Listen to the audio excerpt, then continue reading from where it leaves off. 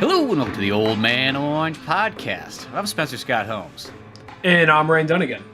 You know what's really weird? I just want to say this really quick today. I had a child salute me today. I don't know what that really means, but he saluted me. It made me feel like, not like I was like a war vet, it just made me feel really old.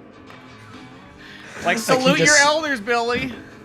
He just saw you wearing your Nintendo 64 hat, like, oh, that might as well be a hat for the USS Arizona. Oh man, he fought in the console wars.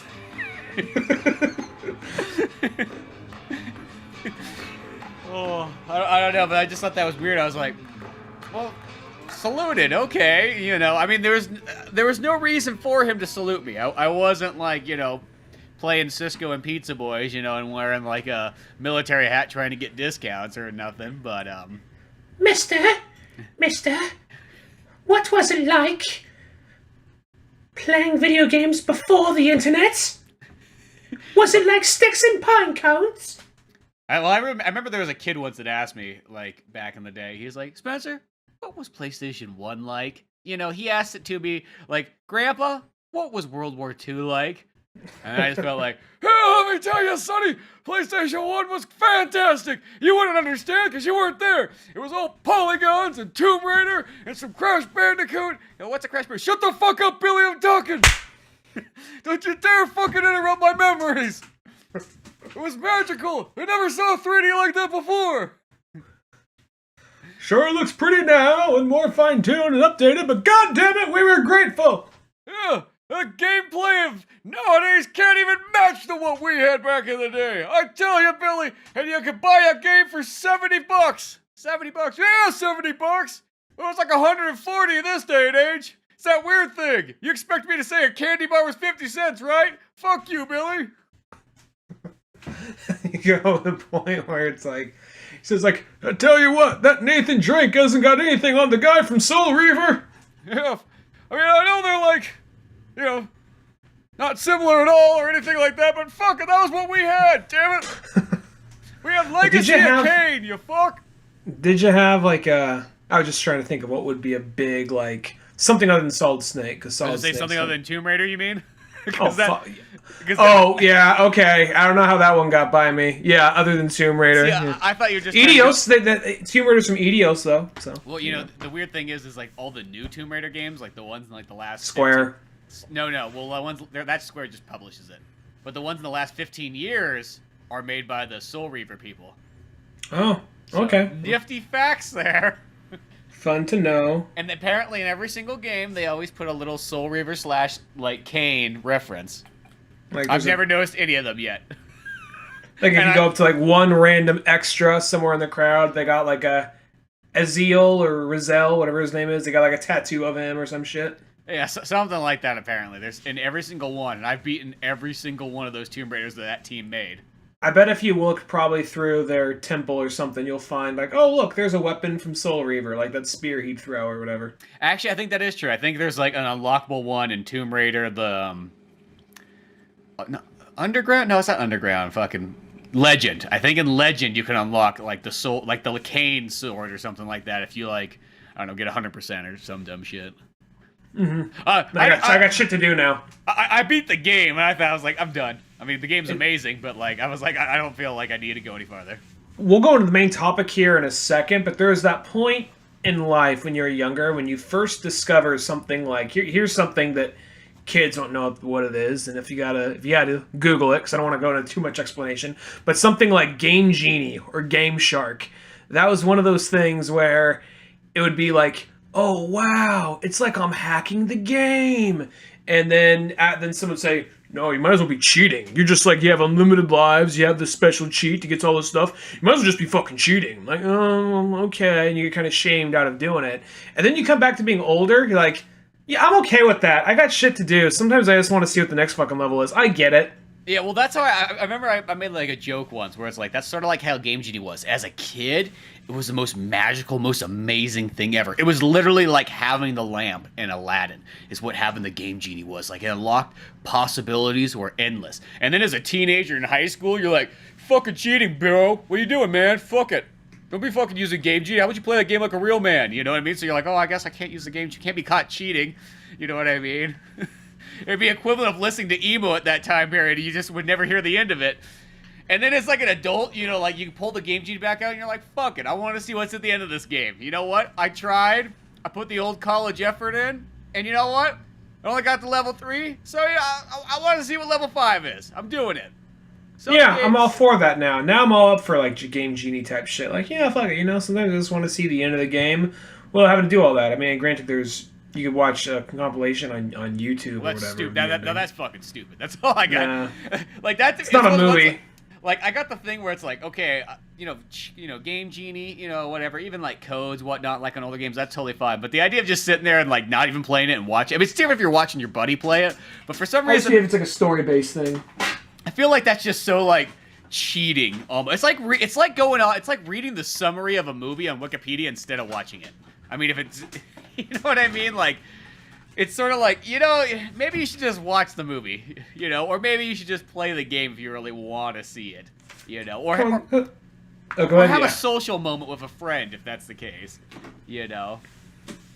But yeah, no, it's like one of those ones. It's that weird thing that kind of comes back. And the funny thing, the ironic thing, though, is video games nowadays are like equivalent to like playing the game with a Game Genie. You know what I mean? You got unlimited lives. The game fucking saves everywhere.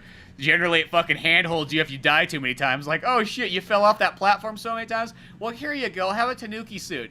Oh shit, you fell off that platform 10 more times with the Tanuki suit? Well, have a gold Tanuki suit. It's okay, it's unlimited now. Oh shit, you still kept dying? You fucking suck. Here, we're just taking you to the end of the level. Let's just get this over with.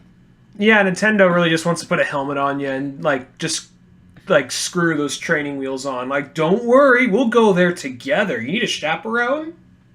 Well, that was my favorite once, like, when it gets to the point, like, I feel like that was a fucking biggest slap in the face, like, well, we'll just warp you to the end of the level. No, fuck that. I'm gonna die. I'm gonna lose all my fucking lives here if I have to. I'm getting to the end. Don't you dare fucking just warp me to the end of the level like some fucking Game Genie code.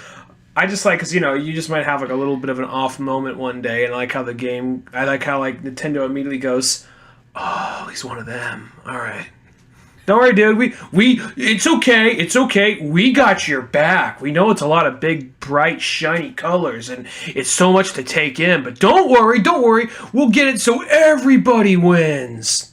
And that's also as Mario is. It's like Mario's that weird game that sometimes if you just don't go into it like in the right mindset, you could just fucking get killed by that first Goomba. Just be like, the fuck is going on? What's wrong with me today? Like, you know, sometimes you'll be like, you know, firing on all cylinders, and you'll hit everything, and you'll get all, like, the platforms and so on. Sometimes you just go in, like, dude, what the fuck's with my jumping today? Like, shit. The hell happened here? If it's been a while since you played, too. But going back to the whole Game Genie thing, I'm not even mean, like, infinite lives or that kind of stuff, but sometimes it's like, you know, there's the whole thing in Breath of the Wild to get that motorcycle, you know? I don't know if I want to go through all that shit to get that fucking motorcycle. I just want the motorcycle by this point. I thought you just paid $20 and you got that motorcycle. No, you got to go on a bunch more quests and get it. Oh, well, that sounds like fucking work. Yeah, exactly. So that's like, okay, yeah. Robin Williams. I just spent $20. I thought that was what I didn't spend $20 on that. I never got around to that because that came out. That's the only downfall I feel like when DLC comes out like way later on a game. It's kind of like, well, I was playing that game like 6 months ago. You know what I mean? Like, it's kind of like, I either feel like this. I wish the DLC would actually just come out right away. Or it's best off that you just get the game like a year later when you get the Game of the Year edition. You know what I mean? Because I don't know what it is. It's so hard to kind of go back to DLC because then you go back to the game and then you're in the DLC where you're supposed to be at like the top level that you are, but you haven't played the game in fucking like 6 months or something like that. So now you got to relearn the game while it's at like the hardest difficulty. Well, a lot of times I feel like DLC, it's not even like, oh, I'm getting a whole other part of the game here. It feels like here's a little bonus thing that you're just paying a little extra for. Not always. I'm sure there's examples where it is, oh, this actually is pretty cool. But like most of the time, 3. That's like Fallout. But like all the Arkham, like any like nearly any Arkham expansion usually felt like just like a, oh, here's one little bonus stage you paid, you know, like $5 for, whatever, fuck you. Well, that's how I kind of feel. It's like, you know, the main game, it's like, you know, you spend the $60 and then you spend like $30 on the DLC, but it's probably only like equivalent of like maybe like 1/8 or 1/6 of the amount of content. Though you paid half as much as the game, you're getting like so much less. It's kind of, I don't know. Sometimes I feel like with a lot of DLC, you could almost not, you could probably never get it, and you'd never really be missing out. There's some games you kind of have to, like Fallout 3, but yeah, there's some. I'm kind of at the point where I only get like really most of the games I get nowadays are usually like, not trying to sound like all hipsterish here, but smaller indie titles, like type shit like you get like right off the store that's like, ranging somewhere from like 15 to like $30. So that's the kind of stuff I'll usually go for now more than most AAA games. I'll get my couple of AAA games a year, but beyond that. Did you get Shakedown Hawaii? No, I didn't get that one. Dude, so fucking good. I'm a little late to the party, but it wasn't even a retro game, so it's still extra late. But I just got Street Fighter 30th Anniversary Edition, so that's been kind of taking up my time as far as video games go lately. So. Oh, yeah. That's an amazing set, too. But if you get a chance, Shakedown Hawaii, so good. So good. I'll check that one. And it's like, it's kind of like Retro City Rampage, same guy. It's sold like kind of like it's a Grand Theft Auto game, but it's really not. The Grand Theft Auto-ness of it's like so little. It's like a business simulator. It's so badass. Huh. Good. That's how you sound. It sounds weird, but like it has all my favorite aspects of like old school Rockstar games where you could buy businesses and make fucking money off of them and shake down people. And I just like the idea of like it teaches you how to write a resume, how to prepare for an interview. Well, it's funny because it's got like these like real life things in it that it's kind of like parodying like companies and so on, but like what they sort of do. But you're kind of like there's some moments where you're like, you know what? I bet you those fucks actually did do something just like that to make an extra buck here and there. It's really cool in that sort of way. But plus, because that's the thing that's always bothered me about like the last Grand Theft Autos is they took away the buying feature. Even Red Dead Redemption. I remember when that one came out, I'm like, dude, you can't fucking buy businesses? This is fucking stupid. Like, it would be so cool to be like, oh, I buy a saloon and now I'm fucking generating money, you know what I mean? And you could buy like, a horse ranch and it starts generating money for you. I don't know what it is. That was such a cool feature that just started disappearing in games. And so I'm so glad it's brought back in this one. Well, that's cool. Well, I'm sure they'll get to them at the future Rockstar games, probably, eventually, maybe. But anyway, probably want to jump into the main reason why we're here tonight. Batman Last Night on Earth. And the thing about this is they already talked about it for a little while, but it totally got by me. I just saw one of those, I saw an ad for it on YouTube, of all things. And it was one of those things where it was like a motion comic kind of ad, so it looks kind of weird, It's like, oh, they're still There's making this period.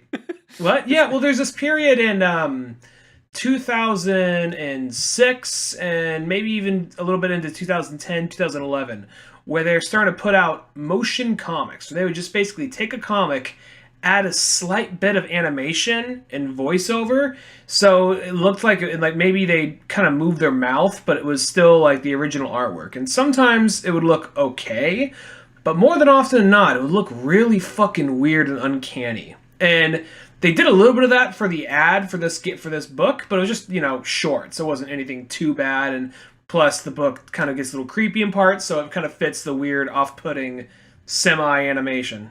Well, in this perfect example, this almost goes to like that same like place that we were kind of at before, talking about like, oh, if you should just play a game, not like fucking just watch somebody do it, or you should just fucking watch a movie and not just read a fucking summary on it. That's how Emotion Comics sort of felt, and I know that they were trying to do the thing. They're like, you know what? Maybe we can get a different audience in that fucking hates reading, but maybe they'll watch a motion comic. And it's I think that what made the motion comic so weird, it was such like a. It was like perfect example. It was like a half-assed animation. As far as a commercial, I think it's perfect for advertising. But as far as like trying to sell it, like here's the Watchmen book, you could watch the whole thing for like 3 hours or whatever in motion comic form. I'm like, and then also I remember the Watchmen was the one they left the words in there. I'm like, are you fucking stupid? Like that. There was some that would do that. Yeah, they'd still have the words up there. Like, yeah, I don't need to read it. I hear it. Otherwise, I might as well literally just be reading the book right now. Yeah, so I don't know. It's kind of goofy, but this really has nothing to do with what we're getting to. Just have the advertising part. But this is like Greg Capullo, Scott Snyder. They're saying it's their last book, but you know how it is. It's like a farewell tour for the Eagles.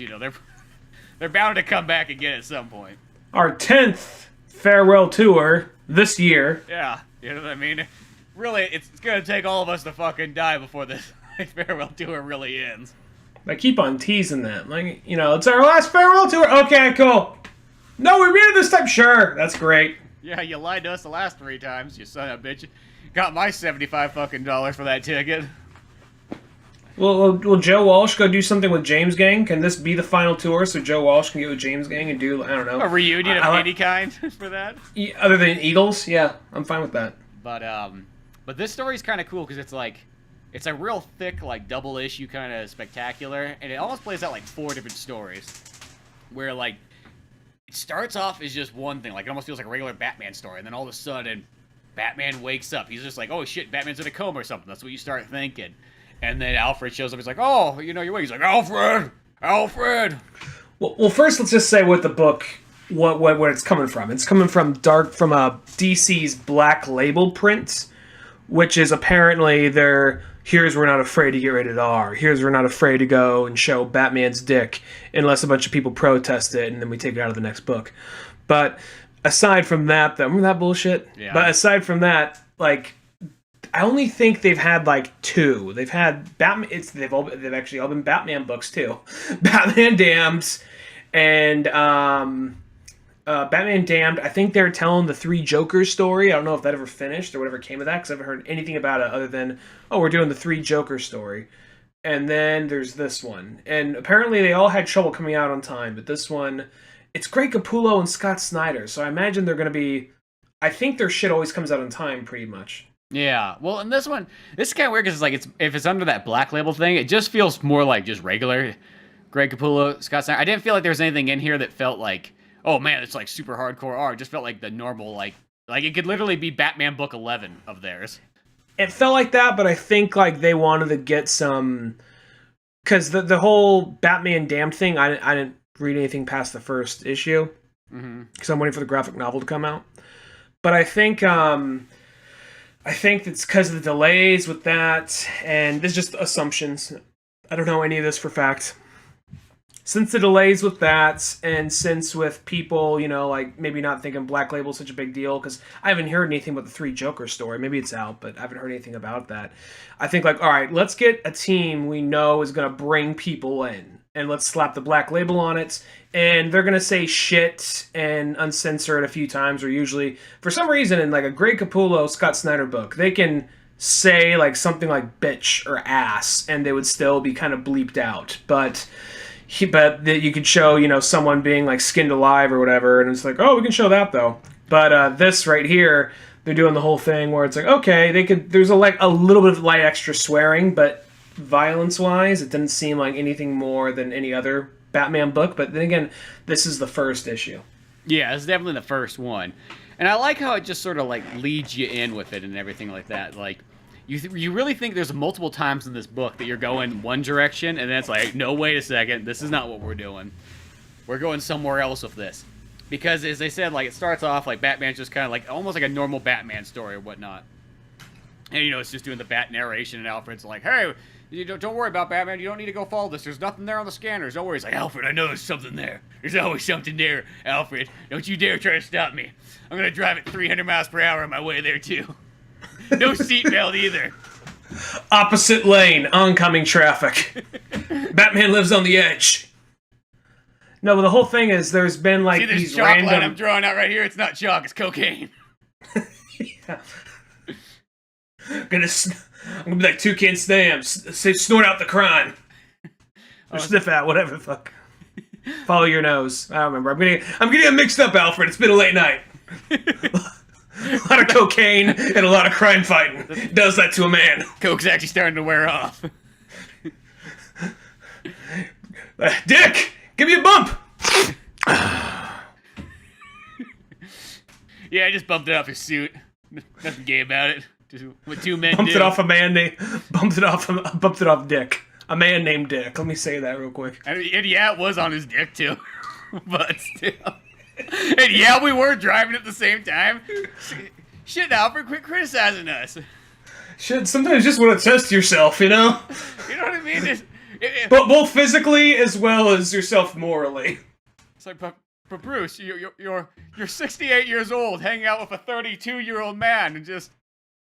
Does this lifestyle never... No, Alfred, it never ends. The party never coke stops. off each other. If there's one thing I learned from Oliver Queen, is that the party never fucking stops. I mean, I know he's been sober for fucking 30 years, but fuck that guy. You fucking pussy. In the immortal words of the Chumbawambas, I fall down, but I get up again. Robin, grab the CD out. Grab the CD out. It's in the back. Well, I can't reach back there. We're going 300 miles per hour here. Oh shit! Hold on. Here, I'll hold the wheel with my knees. Alright, so All right, so there's these chalk outlines. We assume chalk outlines randomly in the city, and it makes a pattern. And when you zoom out and try and assemble it together, it makes like kind of like a chalk outline of Batman's corpse. And where it would all be in the center is Crime Alley, which is his heart. So he's like, oh, somebody knows some shit. All right, I'll fucking bite, motherfucker. Let me just finish this line, and I'll be over there. So he's heading over there, and Alfred's like, Bruce, you don't gotta do this. Don't gotta do this. Like, somebody's starting shit. Someone's getting fucking slapped. That's the way it works out here. And then he's like, Bruce, don't do it. And he's just going out there. There's a boy, Alfred. There's a boy. He's got an umbrella. Might be friends with Penguin. Well, it is raining out. I don't trust umbrellas. Not anymore. But boys I do like. Boy, you could draft them into wars. They haven't been taught to think for themselves yet. Give him a nice red suit, green shorts, good to go. Let him pet the family dog. Yeah, that's good enough for him. You know, he doesn't know anything else. So he goes in, and you know he sees that it's this kid that's decomposing that looks a lot like him when he was a kid when his parents got shot in the alley, and he's like, oh shit, this is fucked up. What's going on? And then all of a sudden, the kid is rigged up by a mechanical thing, and his arm, in a mechanical motion, just swings up with a gun in it, fires at Batman. Then he wakes up in a coma, but like 15 years younger. Well, even at first when he wakes up in coma, it's almost like he's in this like dream state thing, which it's kind of this. I feel like either somebody's done this story before, like this part, or it's just something that people have always talked throughout the years. I'm not too sure what's what, but that kind of thing where it's like, oh no, the Batman thing's all in his head. He's actually just in a mental institution ever since like the incident when he was 10 years old, and the trauma has made him create this bat-like figure in his mind, and everybody that works at the asylum office, he thinks they're all his villains, and they're just the employees. Yeah, that's a story that's popped up several times, even in the animated series. Yeah. Like, not even in just Batman. I mean, people are going to roll their eyes when I say this. There's an episode of Smallville that fucking did that, where someone had mind control powers, and they're trying to convince Clark that he didn't have superpowers, and he was in Belle Reve, and he was in an insane asylum, and because they have a Arkham Asylum, because they couldn't use Batman shit that much, so they had to use Belle Reve. And at some point, it's actually the person that gets him out of there is Martian Manhunter, but he's not green. And this is back in the day. Like, all right, I'll take it. They said his name. Did he have a That's shaved cool. head? He was in his human form. He was a bald black dude.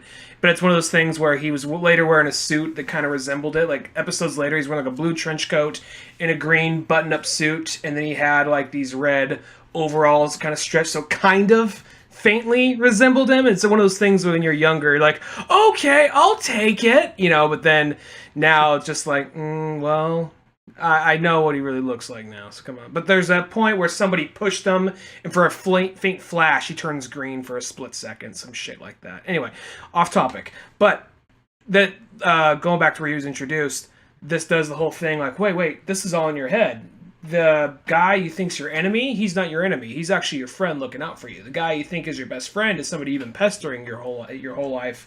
And Joker in here is apparently his best, his main doctor. And then you see all the other villains just looking like, you know, orderlies or looking like other like professors and whatnot, trying to help him out. It's even got the thing too where it's like when he's in like his asylum room and everything, he's got like a little penny and a little toy dinosaur and all his kind of like, you know, collection of stuff, all his trophies. They're just small objects that he's just held on to. And there's even things like, because something that Scott Snyder and Greg Capullo always do, they have an ongoing theme about the Joker is a fly. Like he's this constant irritation of Batman that never goes away. And they get that across because when he wakes up, there's this fly just buzzing around. It's always buzzing around in there with him. And then Alfred comes in and says like, Bruce, I'm so sorry, but we got to get you out of here. Like, Alfred, what the fuck's going on? This is fake. I know this has to be a Mad Hatter tricking me, or it's got to be Scarecrow gas. It's one of those things. Don't try and pull this shit on me. And then Alfred says like, you haven't been the same ever since you killed your parents in the alley. Then you go to the next panel, Batman's like, no! I also love when Alfred's trying to explain. He's like, but what about the Riddler? He's like, no, the Riddler's the guy who just brings you your medication. But what about like Scarface? And like that. It's like that's just that was a TV show which we realized was a terrible idea that you should have been watching. You know what I mean? You just thought that Al Pacino was out to get you as a puppet. He's like, but what about Ra's al Ghul? And like, the martial arts. He's like, yeah, that was your gym coach. And then you tried drowning him in the pool when you said the pool was evil. What about like Hush? Oh, you called him Shush or something? That's Tommy. He's the librarian. You tried burning the books on him and then locking the door of him in there. You always say you don't kill, but you're gonna say things turn quickly here. Well, you'd be like, yeah, but if the water was gonna kill him and the fire was gonna kill him, not Batman. Yeah, you keep on talking about Batman, and then at some point that's what he's put into a cell. Like he said, he finds the penny and like a toy dinosaur tucked away. He's like, no. You know, like he's like starting to kind of believe it. And then he's sitting there talking to Alfred, and he's talking to Alfred like, all right, Alfred, let's be fucking real here. Let's just fucking drop the bullshit. You're working with me, aren't you? You're in on this. He's like, you're right, sir, I am. Yeah, this is an illusion. He's like, fucking awesome. Yeah, fucking knew this is some shit. You're gonna help me get out of here. He's like, yeah. Here. He's like, you brought my suit? Like, yeah, I brought your suit. Fuck yeah, I got my fucking suit. Let's get this shit rolling. And then he pulls the suit out, and it's a straight jacket, and it has like a shock treatment helmet that was modified to look like Batman. He's just like, see, it's your suit. You can go play now. And then he's just like, all right, what is this? He's like, well, ever since the shock treatment, because that's something that people forget in Zero Year, which is Scott Snyder's attempt at Batman Year One, they got the point across that he was, for a minute, going through shock treatment to get the image of his mother out of his head, because every time he looked at a woman, he'd see his mother with a bullet hole in her head. Mm-hmm. So this was this is apparently some long-term effect of that and kind of a reference to that, but then Batman's like, fuck it, you know what? I'm still not buying this shit. So he nabs the suit and fights a bunch of fucking guards off. Apparently 2 of the guards are Harvey Bullock and Jim Gordon. Yeah, exactly. Because they're like, I think they're called in at some point too. It says that like kind of when things start to go awry and so on like that. And then Batman pretty much like breaks his way out, and then of course Alfred comes in and he's like super like 90-year-old Alfred. He's like, okay, Alfred, you made sure to take care of those outdoor chores, right? Sir, I'm 99 years old. Yeah, well, that lawn ain't gonna fucking mow itself. Those trees aren't gonna cut themselves either. Why buy a drone when I got a man? Yeah, shit. Get in the little gyrocopter and go around and trim those trees for me, Alfred. Fly real low. If you forgot, I'll send you a YouTube how-to video. wait. Oh shit! I got no service here. Fuck. Well, you'll have to figure. How it out. How many bars you got? Let me borrow your phone. If you want, you can clear your search history. I'm not gonna look. Oh, you're not here. You're just a digital image. Fuck. Oh, no, was it a digital image? I wasn't sure if it was a digital image or if it was kind of like that mask that Dick Grayson was wearing. Because the thing is, well, maybe that's what it is. For some reason, no, that is Alfred. Because what happened is, it's like that mask that Dick Grayson was wearing in the beginning of Court of Owls, and he's pretending to be Joker for a second.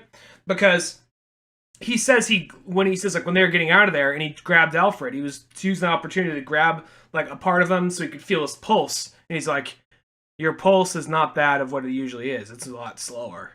Why is that?" And then he realizes, "Oh shit. You're like 80 or 90. What is going on? Why are you doing this whole facade?" And that's where Alfred drops on him like, "Look, here's the thing. You were Batman, and shit went wrong. And I try to keep you safe, because out there in the world, it's fucked up. So I thought if I can scare you from being Batman, and then bring you back to a fake Gotham City, it's about like, we got probably about 5 miles of Gotham City, as well as the manor. It looks just like Gotham. You couldn't tell. We got CG people walking around, as well as hired actors living here. It's everything that it looks like it's at peace, okay? If you come with me, we can just stay here and not worry about what's going on above." And Batman's like... It's like, secondly, we've gone bankrupt.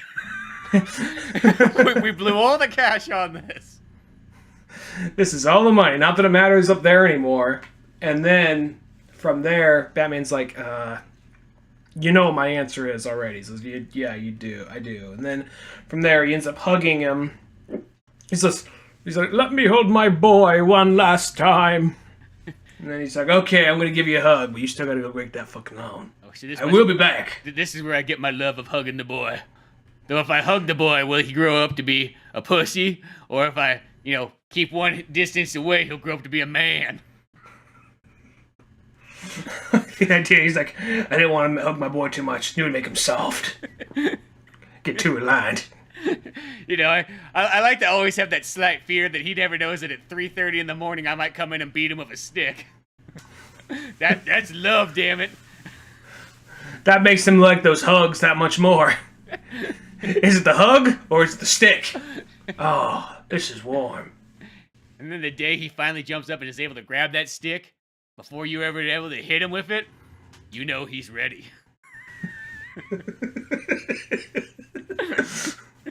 Sometimes you throw a curveball with him. Sometimes, you're nice to him for like a whole month. It's his birthday. And you go and you're like, happy birthday, boy. You give him a hug. He hugs you back. And you don't let go. He tries to get out, then you just tighten it just a little bit more. He tries to get out, and you just tighten it. Just like, come on, boy. Getting soft on me. Give him that man hug. Give him that hug. You've built up, you've been working 8 years to build up to this point, boy. Come on, let's make it to 9. So Batman's just like, okay, Alfred, well, that's enough of that hug now. I'm going to climb out of the sand now and go see what the fuck's going on upstairs. And then he goes upstairs, and the whole world is basically Mad Max. It's just this desert landscape. And the first thing, and here's what's interesting about this. If you saw the little ad, you kind of know this part's sort of coming. But there's this little lantern there. And like in Futurama, there's a head in there alive, but it's the Joker. And Batman's reaction isn't like, Joker, you son of a bitch, what are you doing? It's like, Joker, what's going on? He's not even mad to see the Joker. He's just like trying to figure it out. Maybe because he knows he's kind of like helpless, which I'm sure at some point he's going to like attach this thing to a robot or whatever. Mm. But he's just like, wait, what's going on? All right, Joker, you're coming with me because we got to figure this shit out. Like, he's almost like not even like phased by this point. Like he's a little thrown off, but he's like, okay, all right, this is fucking weird, but all right. They should have ended it like with that like chapter or whatever. Just be like, Joker, let's go trick or treating. Open your mouth. Open your mouth. You're holding my candy. Don't you dare fucking eat that candy. It's my candy. You didn't fucking earn it. You're just a pot. Just a pail. This is gonna win us best costume ever. I mean, I already got a really realistic Batman outfit because I am fucking Batman. I got one of those creative Batman outfits. You know what I mean? Where I didn't just dress up as Batman like everybody else did and buy my fucking, costume online at some fancy place from like, a theater company. No shit, I made it myself. Put an insane asylum jacket on, put a W on there, so people, know that I'm not, I'm Wonder Man or some shit like that. Maybe they'll call me, Mr. Weeble or something. Oh, what if they call you what? Mr. Wobbles. Mr. Wobbles. I don't know. Shit, something like that. So I put that on there, and then I put the bat mask on. You know what I mean? I'm one of those creative types. I create my own Batman. How do you get that head in a jar? How's it left? Don't fucking worry about it. Give me some candy. Baby, if you don't give me candy, that trick is coming. Oh, yeah. I got tricks all up my sleeves. So, moving forward from there, Batman is then going like, all right, well, let's figure this shit out. And he cuts by Coast City, where the lantern battery is just crashed down, and there's just corpses everywhere. Which I love how, like, could have landed on any planet. Where the fuck does that lantern get thrown to? Earth. Lands there, and apparently it just started raining down rings on people. And I guess the rings, I don't remember the explanation as of why, but since like they didn't have any, since Morag or Morgo, whatever it's called, yeah, the planet Green Lantern like fucked up or something like that. I remember that's what it kind of mentioned. It couldn't distinguish who was worthy to have a ring and who was not, so people just have, anybody could have a ring. And that's why they have these crazy like, like demon baby, like Green Lantern manifestations going around just destroying this section of the Coast City. It's like every like crack fiend like stumbled across a Green Lantern ring. It looks good. Yeah, it looks like a bunch of crack babies attacking them.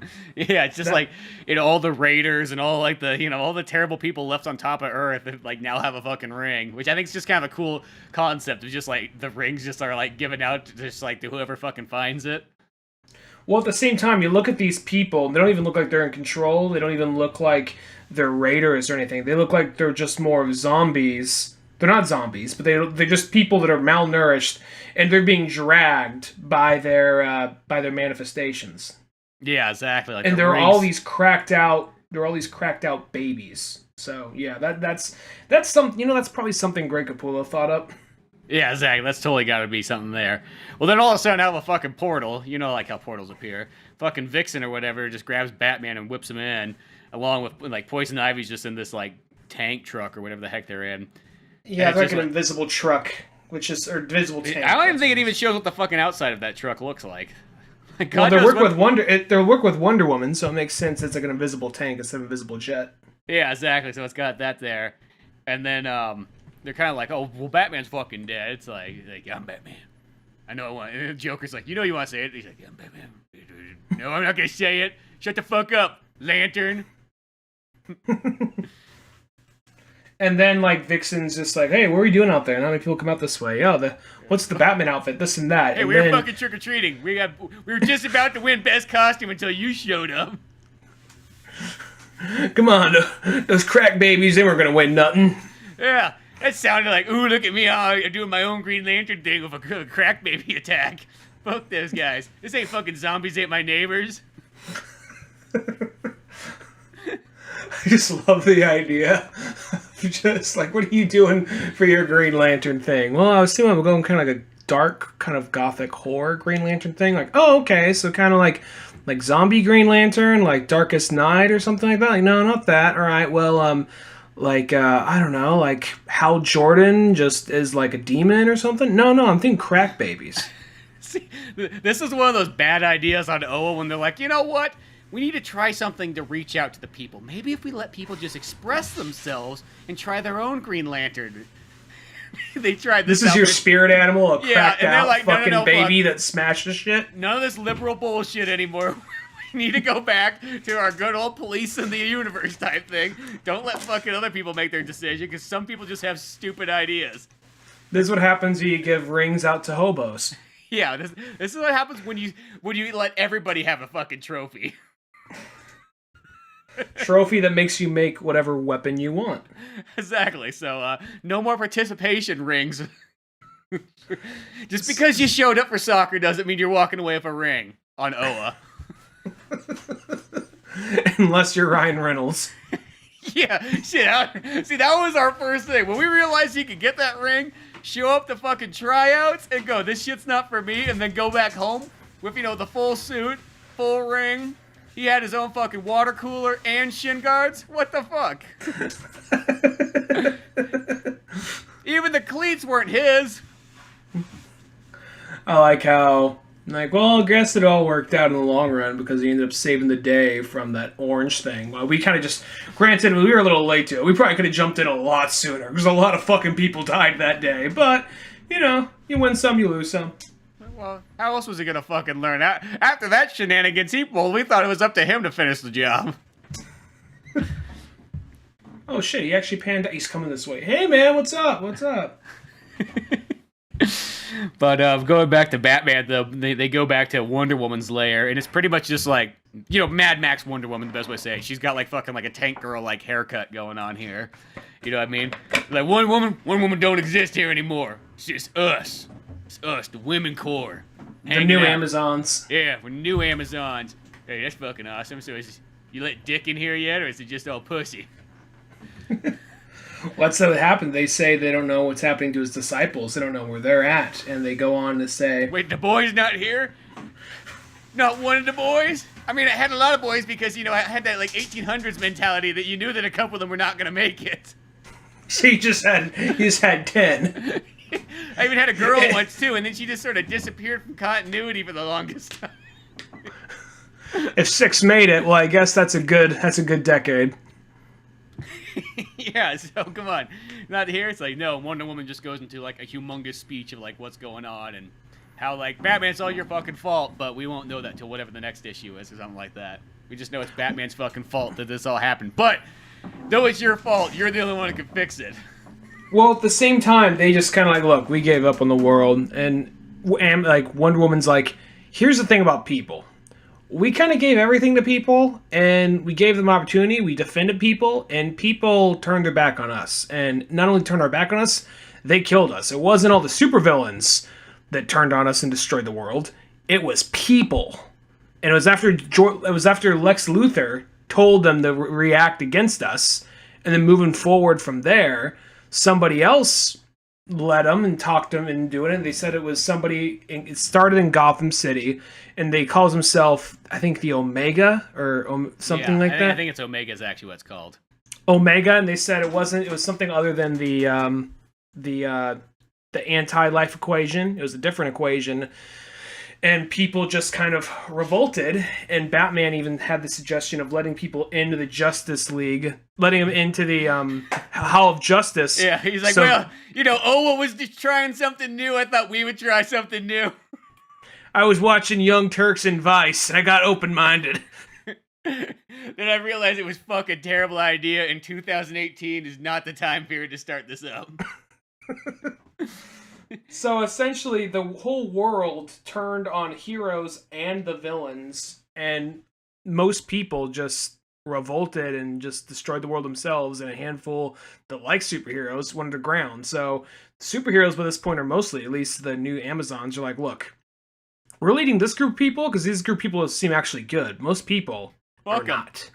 Yeah, which is something you never see. Something you never hear Wonder Woman say. She's like, "Yeah, I believed in people. I remember the Hall of Justice. Like, I remember you said you wanted to make a church that was for no particular religion or no particular race. Like, yeah, I did. And then what they do? They literally went and pissed and shit on it. Literally shit on it. Yeah. Well, these are words literally right out of the book right here. So here's where you get your, I guess, black label. Like, oh, they said shit a few times. And then Wonder Woman's got a mohawk. Fuck. They're going edgy. She's got a faint scar on her face. Yeah, she's seen some shit. I mean, I know she always has, but this time she really did. And she goes on to say, like, yeah, they some of the first ones to go were Black Canary and Green Lantern, fucking liberal pussies. It really just reminds me like some of these. This sounds like almost like a Frank Miller type story where it just opens up, like it's almost in that kind of like Judge Dredd Punisher style. Like, we tried to let the left people come in and do it their way and so on. And look what happened. Fucking went chaos. Turned Mad Max on us. It's only gonna take Judge Dredd to come back to save the day. Well, I don't even think like Frank Miller hates left-wing people. I just think he hates everybody. Well, I think he hates everybody too, but it always has like, I don't mean it like it's like that way, but it has that kind of more hardcore, like that 80s mentality of like a little bit of might makes right. Well, like you kind of like a little bit, Judge Dredd, Punisher. Mm-hmm. There is that kind of just like, you think you're gonna be able to solve it just by talking to somebody, but sometimes someone needs a punch in the fucking face, like that. Well, there's that line in Dark Knight Returns where it's like, you just broke that man's back. He's a young man. He'll walk again. Yeah, there's just that. I feel like it's more just that kind of old world. Like, you know what? Some people are just fucking assholes. You know what I mean? And there's nothing. Talking ain't gonna fucking fix it. Let's just say that. Yeah. So moving on, because they're deep underground. They're in Gem World or whatever. And I don't remember where Gem World's from, but I'm sure it's in some book somewhere.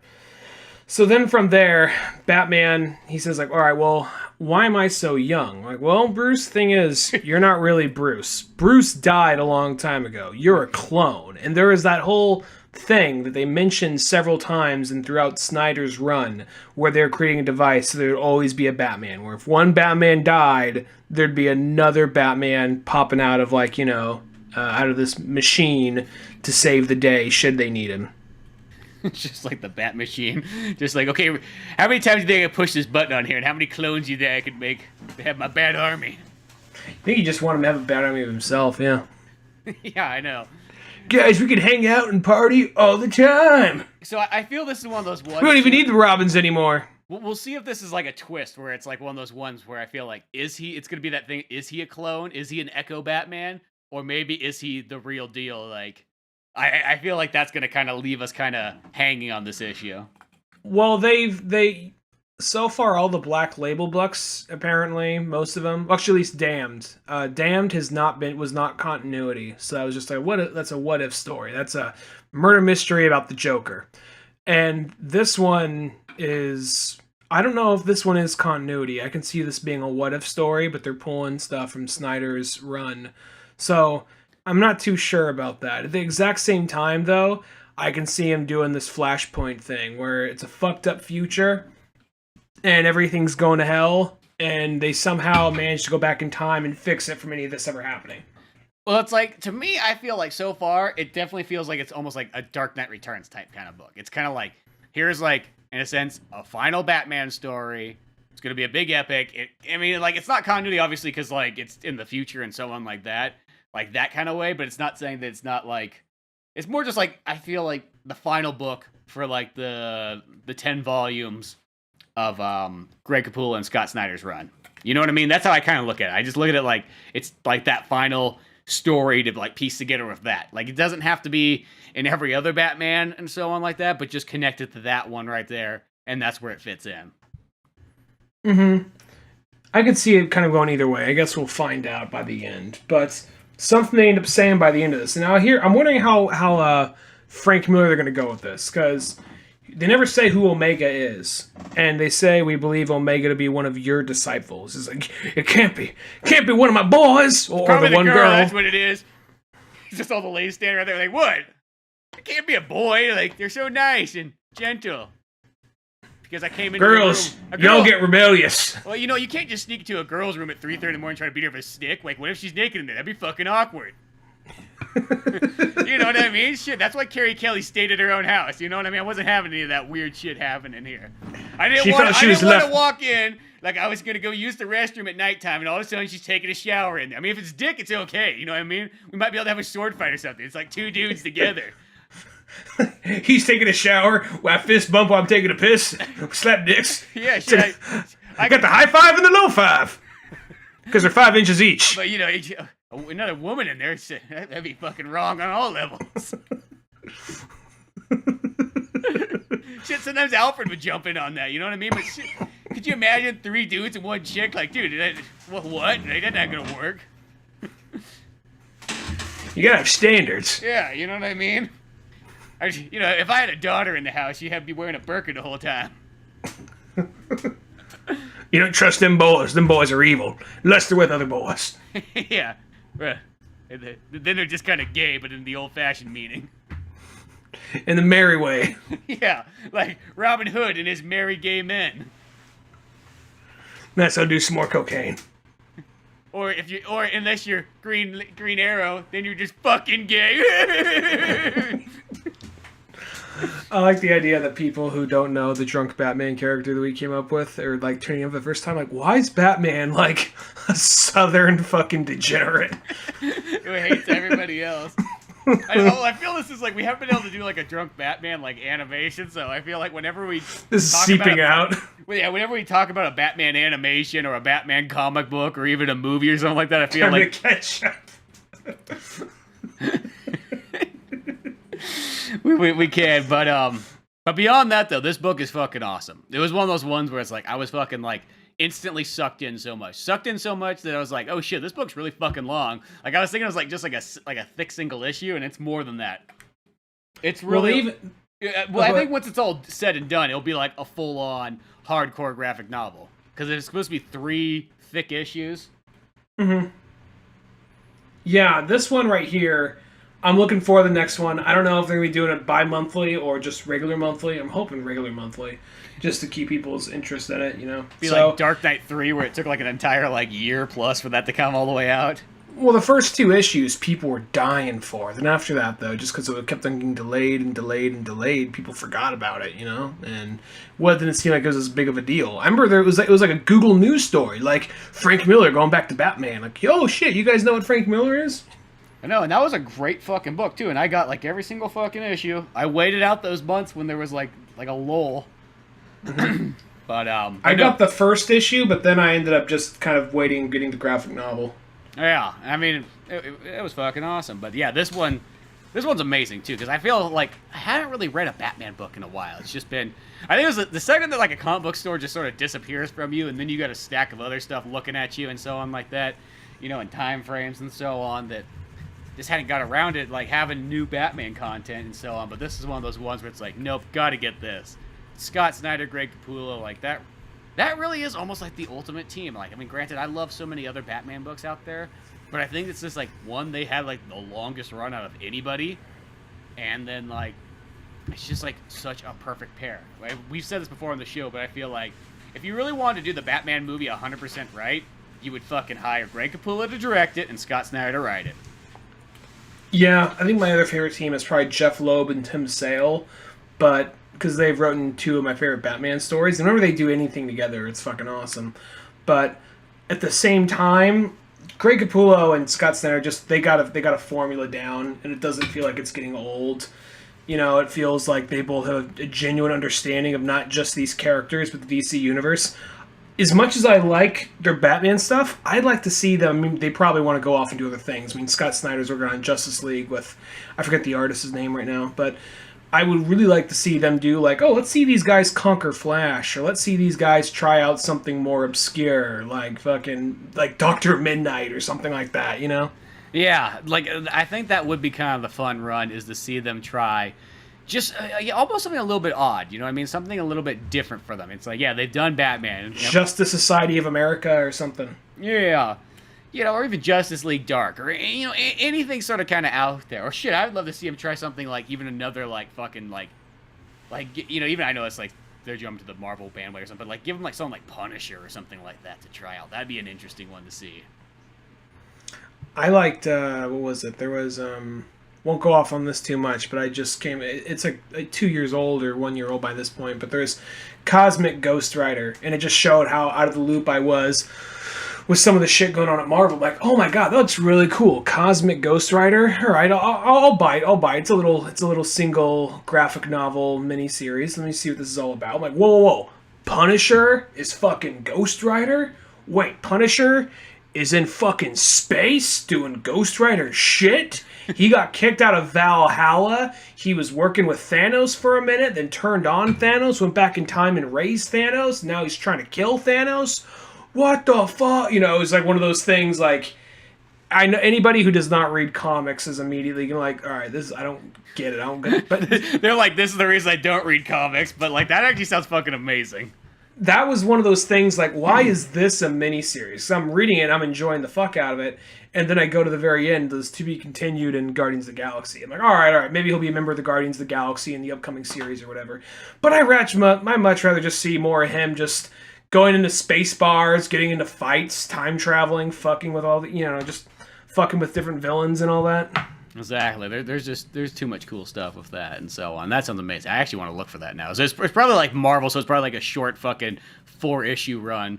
I don't know. It was like 4 to 5 issues. Because sometimes Marvel's just bad about that. It's like they'll do like 4 issues. If 4 issues just never seems like enough. It'll be like 4 issues would be like the length of almost this fucking Batman book right here. You know what I mean? Because at Marvel length, they're like fucking 20 pages or less.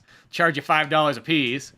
I sat there and cranked it out pretty quickly. I mean, it was a good read. It was really fun. I mean, it wasn't, it was just Punisher with Ghost Rider powers in space. I didn't know Frank Castle was Ghost Rider by this point. Yeah. So finding that out, just seeing, okay, so is it Johnny Storm? No, Johnny Storm's Fantastic Four. It's Johnny Blaze. Yeah. Johnny Blaze. Okay, Johnny Blaze is in space now? Oh, wait, no, oh, fuck. You know, it was just one of those things, one thing after another, I was getting caught up. And just be like, oh my god, this is fucking awesome. Now, unfortunately, a lot of characters die, but it does that thing where, like, a lot of characters you like die, and badly, but you do that whole, like, time thing, so it never happened in the first place. At one point in time, he dies horrifically, but, like, Guardians of the Galaxy was like Cable, Rocket Raccoon, Groot, and like it was like just this weird mishmash team. Interesting. Yeah. That he ends up fighting them, of course, but you know. Of course, you got to, but yeah, that sounds like a really sweet one. I'd like to look for that one too myself. But make sure to check out Batman Last Night on Earth. Night as in, you know, Dark Night. It is just with a K. Yeah, the old K one, like he's Knights of the Round and so on. But put a little link in the description if you want to pick this book up. Grab it on Amazon, grab it on Comixology, something like that. Fun stuff to be had. Totally awesome. I can't wait for 2 and 3. As anything, Greg Capullo and Scott Snyder, they always deliver. So, other than that, though, check out oldmanorange.com for more podcasts, comics, cartoons, all that fun stuff. Grab yourself some Pizza Boys. That's Pizza Boys with a Z. Comics on there. It's on Comix Central, Comixology, Amazon, all those fun places. Until then, I'm Spencer Scott Holmes. And I'm Ryan Dunigan. We'll see you some other time. Later, folks. Thanks again for listening to the Old Man Orange Podcast. Sure, check out oldmanorange.com for more podcasts, cartoons, music, animation, and a whole lot more.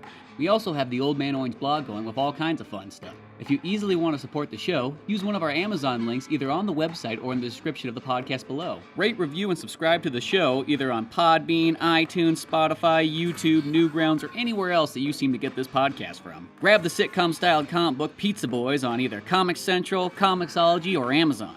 Want more podcasts? Check out the Indie Comics Club over at Comix Central. I also got a workout website called Thor's Hidden Gym, filled with fitness tips and tricks, videos, and a whole lot more fun stuff in the calisthenics world. Talk to us on Twitter at Spencer S. Holmes and Dunigan Ryan. Like our Facebook pages of Old Man Orange Productions and Pizza Boys Comic. Thanks again. We're out of here.